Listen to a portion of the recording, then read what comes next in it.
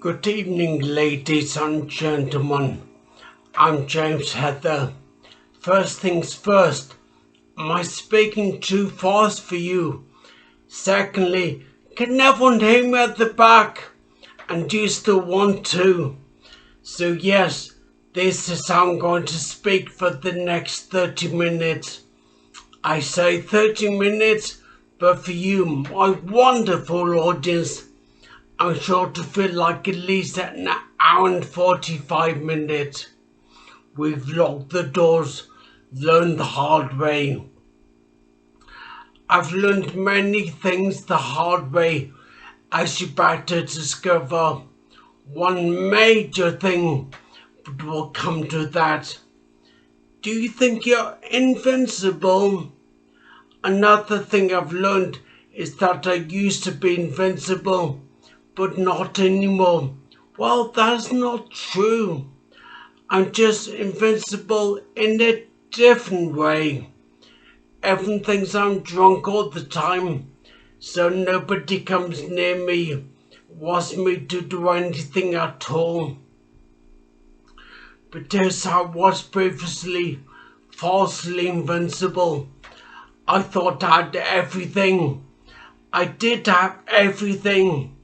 About 20 years ago, had a great job, wonderful supportive friends and family, vibrant social life, and a gorgeous girlfriend who was a very bright woman. I was a pilot for British Airways. From now on, I refer to British Airways as BA, but I thought that I would give them their full name at the top of the show. For the avoidance of doubt, when I was a pilot for BA, I don't mean I played Murdoch in the A-Team.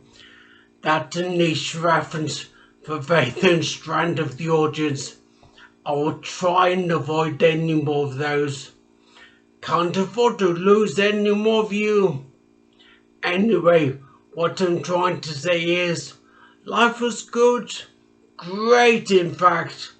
I had everything. The sky was the limit. But there's only one thing left to do. Screw it all up spectacularly. One split second of a tragically poor decision making.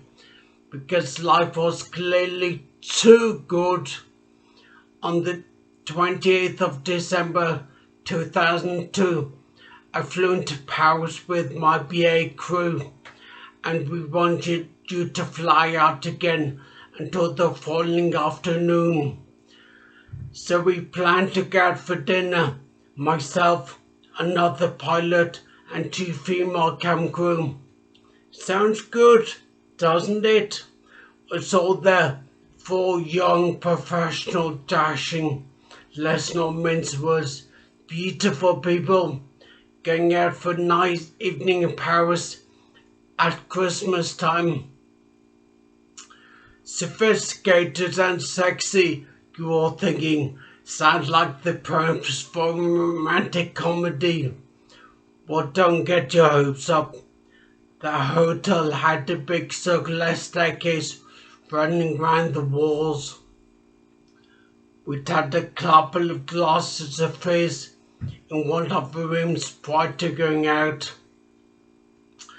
and we were on good form. I would have said in high spirits, but that turns out to be deeply inappropriate. Anyway, I thought I would impress the girls by leaping athletically over the banister. Think I was just on the ground floor. Spoiler alert, I wasn't. I was 2 floors up. I fell 20 feet onto the cold hard marble floor of the hotel reception. I broke several ribs on my elbow and suffered catastrophic damage to my brain when my head hit the floor and my skull fractured. I know what you're thinking. This bit's not very amusing. And it's strange, you're right, even now, 21 years later, I do find it quite hard to find the funny here. The best thing I can say about my immediate situation is that I was unconscious, and you can now see why the phrase high spirits would have been a bit wide of the mark, as well as being right on the money. The sky was the limit, now the ground was the limit. Miraculously, the marble floor of the Paris Hotel. And it was a hard limit. I was very lucky. Bet you weren't expecting those to be my next words, but I was. The hotel receptionist turned out also to be a qualified nurse, and she took immediate and capable charge of the situation. Thanks to her, I was hurried to the leading hospital in Paris, the one where they took Princess Diana after a fatal accident. They had better luck with me.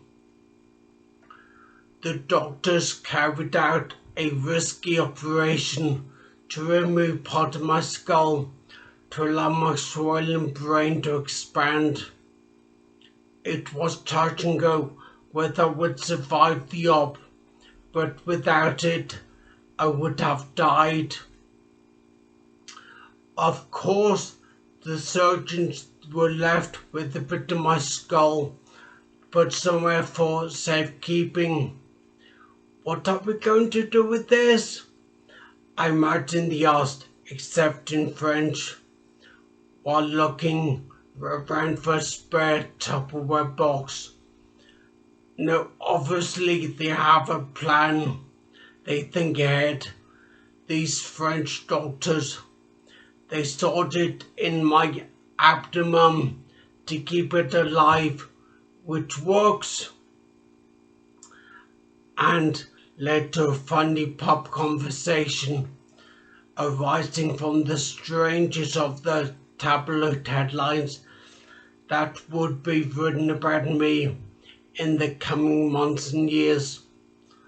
Dogs put skull in my stomach.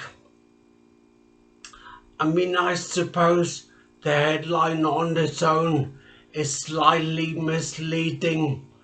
It's just either a serious surgical mistake or that I'm some kind of volunteer surrogate skull carrier. Back to the fun stuff. I was in the coma for 6 weeks. Haven't got much to say about that. And then intensive care for further 2 months. Haven't quite done the calculations, but I wouldn't be surprised to find I'd actually spend more time unconscious in France than conscious, and not in the good way. My mum and dad were with me the whole time, renting a Paris apartment and visiting every day. Fortunately, they're both fluent French speakers, which meant they could put notice around my bed with French translations of English, so the nurses could speak familiar phrases to me like clench your fist and open your eyes. Thankfully, they are also very responsible people, so they resisted the temptation to take the piss with that, and my parents could communicate with the French doctors about my progress. And here's the good, if obvious news. There was some. Every day there would be a small sign of improvement. One less stupid touch, a leg movement, a smile, a squeeze of the hand. Communication was the most frustrating thing in Paris. I couldn't speak since I was breathing through a tube on my throat. I'd had a tracheostomy, although to be fair, if I could have spoken, the thing I would have been most likely to say would be, "Gosh, I'm glad I'm still breathing."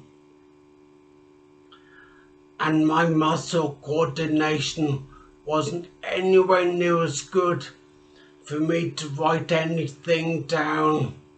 To express my thoughts, I had to point at the letters of the alphabet held up by my parents. Once my condition had improved, the doctors remembered to put that bit of skull back into my head. I just picture one of the surgeons brushing his teeth in the morning. "Sacre bleu, le tête de pilote, s'il vous plaît." Just kidding. Again, they knew exactly what they were doing and when to do it. As you can see, I was flown back to London. It was weirdly good till the captain announced that they had a special passenger on board on a stretcher at the rear of the aircraft. There was a shortage of beds in London for somebody in my condition. In fact, there was one, well, only one, in the trauma unit at Charing Cross Hospital. If someone else had been severely injured in this part of London on the day of my flight home from Paris, the bed would have been taken and I would have been, let's just say, stuck. The shortage of resources to meet the needs of brain injury patients was to be a recurring issue during my recovery and rehabilitation.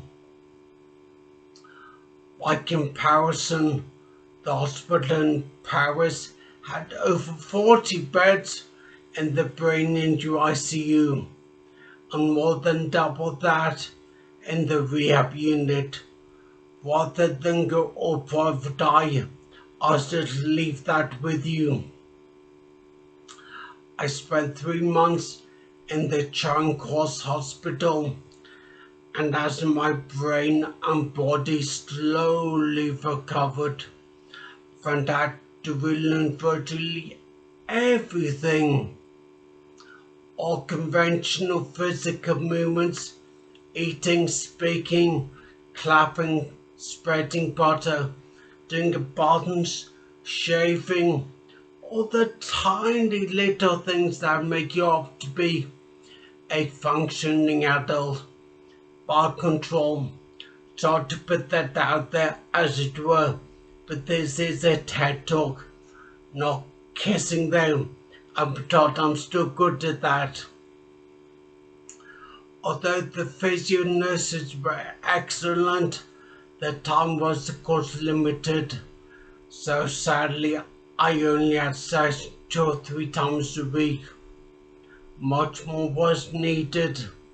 So again, I want to say thank you to my parents who relocated to London and spent time with me every day over 9 months, working with me to speed up my recovery. Fact attack. For most brain injured people, progress is initially agonizingly slow, then speed up rapidly as the mind and body recover from the trauma, eventually plateauing in the long term. To achieve maximum progress before the flattening out, a consistently high level of physio and rehab support is crucial during the key early and middle stages. Once I'd eventually progressed to a wheelchair, which naturally I picked up with consummates of a born pilot, I got transferred to the rehab unit at Norfolk Park Hospital near Harrow. I spent the next 6 months. The physio program was now much more intensive, but still limited. My parents had moved down from Chester and were staying in my Fulham flat and not paying rent, the free-loading bastards. My mum and dad worked daily with me to improve my muscle strength and coordination. Things like trying to throw and catch a ball with my teeth. The catching was good. The throwing was a bit trickier. I am of course kidding, but truly this was exhausting but so vital to my future life. She didn't reveal it to me until much later, but the doctor told Mum I would never walk again, or hop, break down, or win the Tour de France, but she grudgingly agreed that those were probably a bit more of a tall order. Anyway, the grim prognosis just made her even more determined that I'd walk out of that damn hospital unaided. There were several other brain injured men on my ward.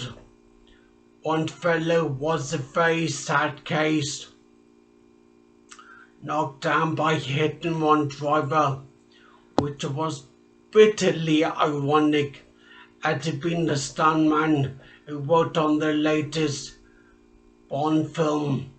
While he was in hospital with me, he got nominated for an Oscar and invited to the ceremony in Hollywood. So the weirdest, most wonderful things can still happen, even in rehab. After a couple of months, I was able to move around, albeit shakily. My balance and strength were still at pretty low ebb, as was I. But then came the day I took a few unaided steps down the corridor to the applause of the hospital staff, staggering like a Soho drunk on the Friday night. By the time I left Norfolk Park, I could also speak again, but nobody could understand what the bloody hell I was going on about. My speech was virtually unintelligible. Even to my parents, more work to be done there. But there was a hell of a lot more work to be done back then. And don't get TED Talk now, for Christ's sake. However, when I did leave Norfolk Park, I damn well did walk out of there unaided. I moved into a transitional living unit in Putney. It was great and crucial because I had to learn how to live on my own again for 6 months, the first 3 of which I had to take my girlfriend after every meal to let her know I hadn't choked to death. Not a joke. And not funny or funny either, but a part of the process. The transitional living unit flat had been was close to my own apartment in Fulham, and I went home once a week for that period before returning home for a year and a half after my rather regrettable accident caused my head to hit the floor in Paris. A word about my flat and where it is. I am blessed that I live in a lovely place and an even lovelier community. I wanted near and also near neighbours who were and are always there to help. My flat is a converted antique shop in the middle of actual antique shops. It's got a it's got a big shop divided front window, or at least it did until I had it divided into about 8 narrow windows and installed floor to ceiling Venetian blinds. But sometimes I forget to close them on a Saturday or Sunday morning. You get people peering while I'm sitting on the couch in my pants, wondering what the hell I sell. The local council funded and provided my continued physio support, and through that I developed my own program of physical activities, which included swimming in the local pool to improve my strength and coordination, and texting my girlfriend to let her know I hadn't drowned. This time that's it a joke. I did daily exercises to improve my coordination, ridiculously simple things like clicking my fingers or clapping my hands. I won't lie, it wasn't unspeakably difficult and really bloody boring, but again had to be done because of the damage to my right arm. Yeah, you've forgotten about that, hadn't you? The whole brain injury bit caused a long shadow over all my other long-term physical injuries. I had to learn to write with my left hand. I'm ambidextrous now though. I take the greatest pleasure in the most commonplace things these days. Just up most of the people take for granted. Walking neighbour's dog in the park, balancing on an hour ledge. Might not do that one again, at least not on the second floor. Carrying a coffee in my right hand. But I couldn't have done that either about 5 years ago. And still every now and again I end up with a hot, wet crotch, and again not in the good way. Before my accident, I was an adrenaline junkie, and newsflash, I still am. In the past few years, I've gone to tall ships race, learned to ski and scuba dive, and piloted a plane. My life is full. I've had a couple of great charity volunteering jobs and been an extra in TV and film about 360 hours in the last 10 years. And now I'm well on my way to actually being a disabled actor. Well, I've got an agent. We'll see if that works out. And a film based on my tale is in the works. So if there are any financiers in the audience tonight, my flatmate who pretends to know about this sort of thing had read the script and said to make them cry and laugh, and that is basically dynamite. Oh, here's a funny one. A few years ago, I auditioned for Channel 4's The Undateables, and they did a bit of professional filming, but eventually knocked me back, and the feedback was, "Sorry James, you're just too damn dateable." I have no memory of the minutes leading up to the marble, of the many months that came after. My brain has quite widely and understandably blocked it out. Good brain. And a lot of what I've told you is bizarrely second-hand information. What I was taught happened after the fact. What happened to me, what I did, was a tragic, life-changing event. That's not the controversial bit. The controversial bit is I'm generally quite glad it happened.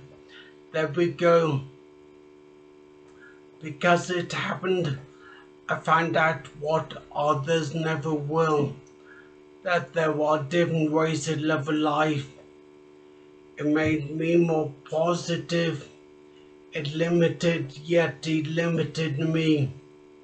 When other people are stressing out about things, I remain calm, content, and positive. I'm generally optimistic, and I'm sure I always will be. My baseline is I'm alive, and life living is good. I'm still making friends. I enjoy socializing. Other because I already sound like a drunk. I'm not great on the busy pub on the Friday night, but A, I prefer the quieter life these days in general, and B, I'm 47. Nobody likes a packed noisy pub at 47. I like a quiet, nice pub. I can have a good one-to-one conversation with a friend. All on you. My outlook is simple. Be positive. Don't stress. Live life. The one you've been given or the one you've got in exchange to the full. Because, spoiler alert, it could be taken away from you tomorrow. Or maybe Wednesday. It usually happens on Wednesday. Avoid leaving the house on Wednesdays. I'm grateful beyond words to my family and friends. To the doctors in Paris who saved my life and for the help and support I've received at all the various facilities who enabled my recovery. To the point where I can stand and talk to you today. My education at the King's School in Chester also helped me first to become a pilot and then become something else through the determination, positivity, and resilience that they helped me build. Must go back and do the talk sometime. Oh wait, I did. Sorry, my memory occasionally lets me down. To parting messages to take away. 1. Life is precious. Cherish it. Don't squander it. Whatever you do, don't ever throw yourself over the balcony of a Paris hotel. Madrid is fine. And 2. It's an old cliche, even more than the first one. Don't judge a book by its cover. So many times in the early days, people crossed the street to avoid that really staggeringly drunk guy when I was just trying to get home and it was 4 o'clock in the afternoon. And not hearing my speech, people make assumptions about my mental ability, my intelligence. Just take a moment to think about that. Realize what difficulties people like me must deal with every day. Try to empathize and then you'll understand. Having said that, if you see me at the bar in about an hour, I might just be drunk. And please don't finish my sentences for me. Just wait a wee bit longer. Not to end on a bit of a downer, but I'll leave you with this sobering statistic. Head injury remains most common cause of death and disability in the UK. For people under 40, 160,000 brain injuries occur each year, and there are presently 1.3 million people in this country with a chronic disability resulting from these injuries. Thank you for being here, for your kindness, patience and understanding. In short, thank you for hearing and for listening. By the way, if anybody does want to talk to me afterwards, I'll be pleasantly surprised. Have a good day.